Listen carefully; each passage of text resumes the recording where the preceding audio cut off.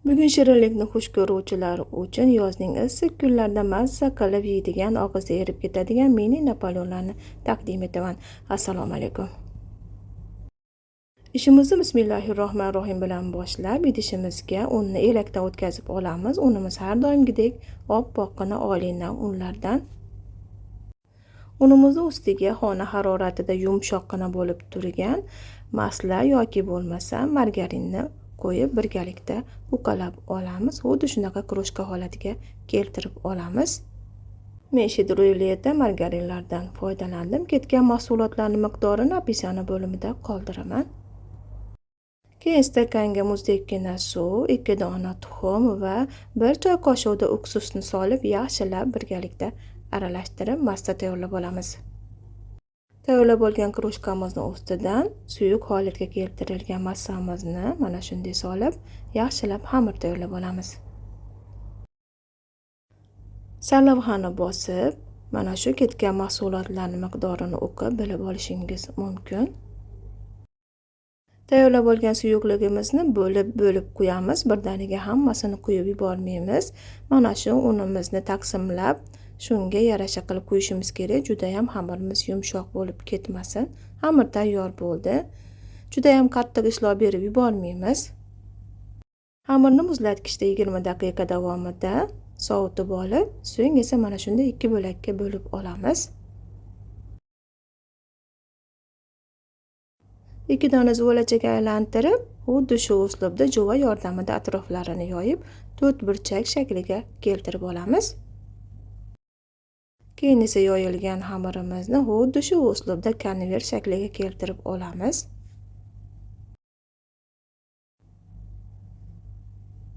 Tayyor bo'ldi. Mana shu holatda salafan paketga o'rab, yana muzlatgichga jo'natamiz. Mana ikkalasini ham tayyorlab oldim.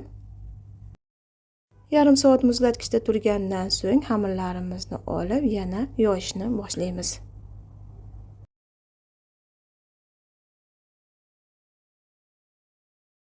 Kanalimda yangi mehmon bo'lsangiz, abonna tugmasini bosib qo'yishni unutib qo'ymang. Avvaldan meni kuzatib kelayotgan obunachilarim bo'lsa, albatta like tugmasini bosib qo'ying va izohlar orqali o'z fikrlaringizni qoldiring.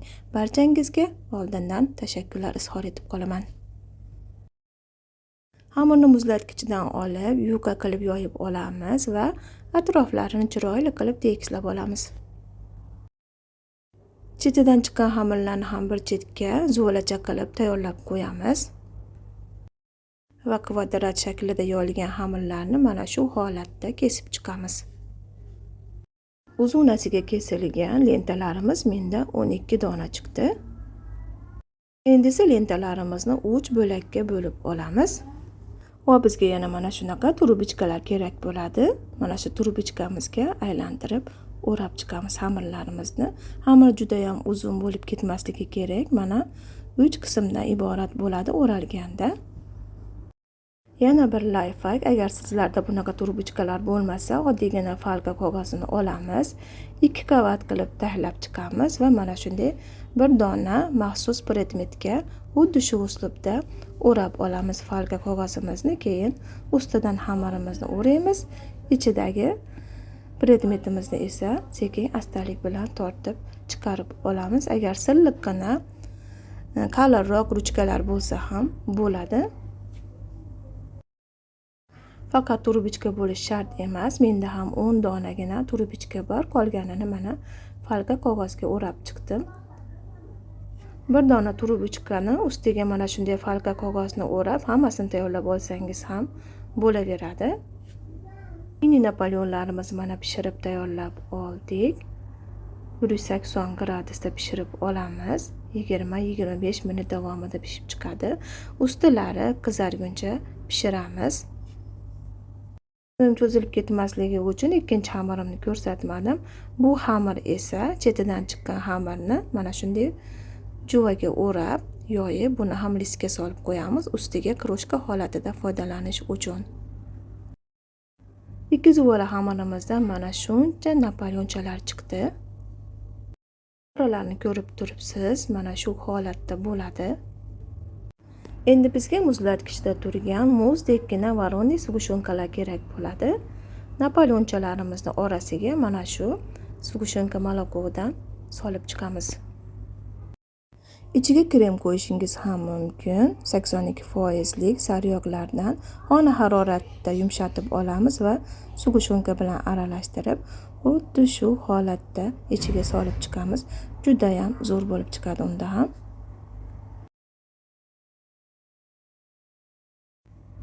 Hammasini ichini to'ldirib olamiz. Mana shu varonniy sgushonka bo'ladi. Oddiy oppoqqina молочный sgushonkalarimiz oqib ketishi mumkin. Ustiga krem tayyorlaymiz. Ozginagina sgushonka molokoga xona haroratida turgan sariyog'ni solib aralashtirib olamiz. Men Kievskiy nomli sariyog'lardan foydalandim. Albatta, magazin sariyog'i xona haroratida turganini ishlatamiz.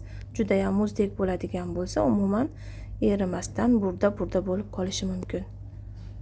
Xamirimiz chetidan chiqqan. Xamirni hammani duxovkaga solib pishirib olgandik. Buni esa kroshka holatida ishlatamiz. Maydalab qo'limiz yordamida uqalab olamiz.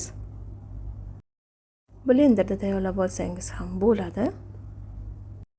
Endi esa tayyorlab olgan kremimizni napoleonchalarimizni ustidan surtamiz va tayyorlab olgan kroshkamizga botirib olamiz. Ushbu shirinlikni tayyorlash juda ham oson. Albatta, tayyorlab ko'rishga harakat qiling. Yozning issiq kunlarida mazza qilib iste'mol qilasiz. Bizlarni quvvatlab turgan obunachilarimizdan mehribon Allohim hamisha rozi bo'lsin. Va bizni podдержка qilib, like bosib, kommentariyalar yozgan qo'llaringiz albatta Ka'batullohni ushlasin. Shirinligimiz tayyor bo'ldi. Barchaga yoqimli ishtaha tilab qolaman. Shunaqangi mazali, og'izda erib ketadigan shirinliklardan. Ko'rib turibsiz qanaqangi uqalanib ketganini. Barchaga rahmat, ko'rishguncha Allohga omonat bo'ling.